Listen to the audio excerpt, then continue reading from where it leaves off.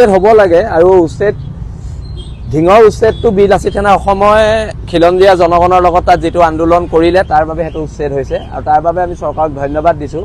কিন্তু কথাটো হৈছে উজনি অসমক আমি বচাব লাগিব। এতিয়া কথাটো হৈছে উজনি অসমৰ আগ্ৰাসনৰ বিষয়ে কিয় মুখ্যমন্ত্ৰী নিমাত?